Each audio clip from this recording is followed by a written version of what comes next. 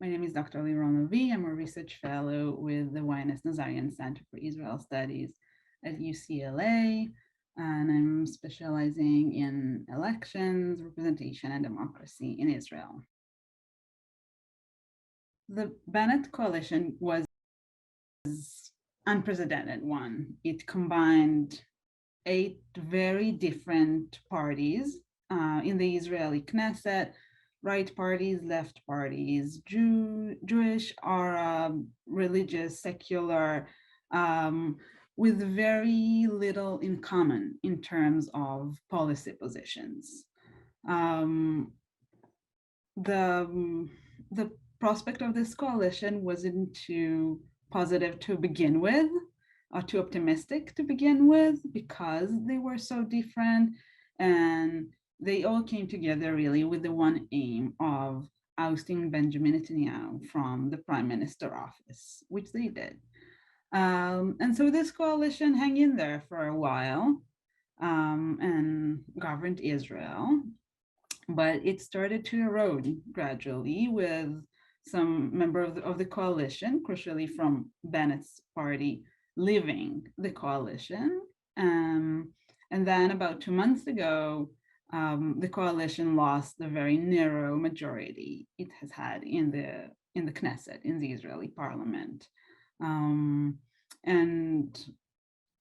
Bennett, as the prime minister, felt he can no longer hold this coalition together, and in agreement with his coalition partner, Yair Lapid, who will take over the government now, they decided together that they will dissolve the government, and what essentially results in Israel in another election.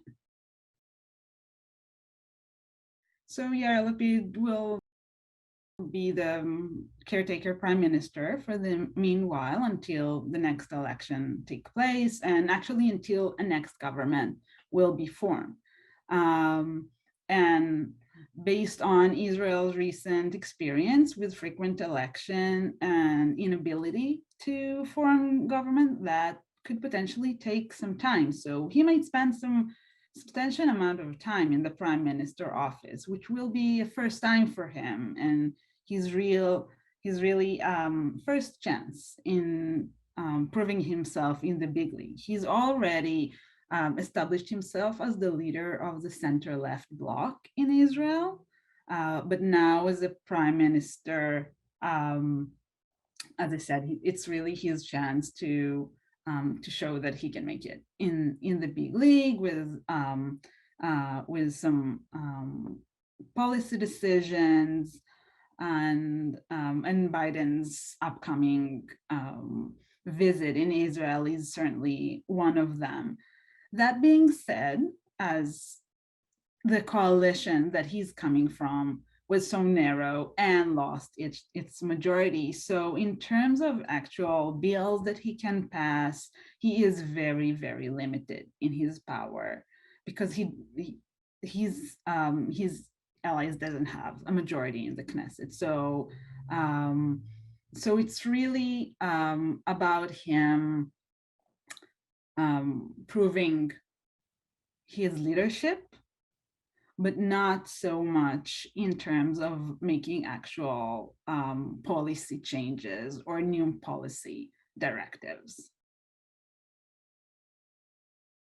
One thing he is very interested in is advancing the relationship between Israel and its neighbors, especially Saudi Arabia.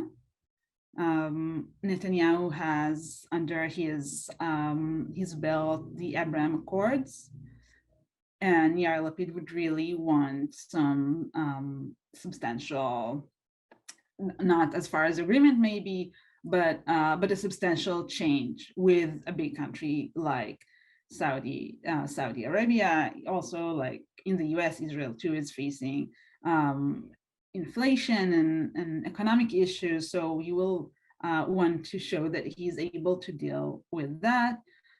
And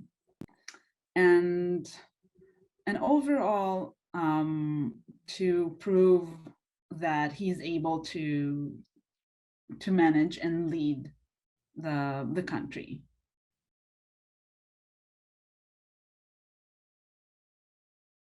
Although we're saying, oh, it's a fifth election in under 4 years, it seems like this election is going to be a break from the first four that took place before it. First of all, Bennett himself has announced that he will not run in this upcoming election. Lapid will be running, and of course he's hoping that from the prime minister office he will have this advantage, incumbent advantage, so to speak. So that's it. And overall, it seems that the political cards are being shuffled.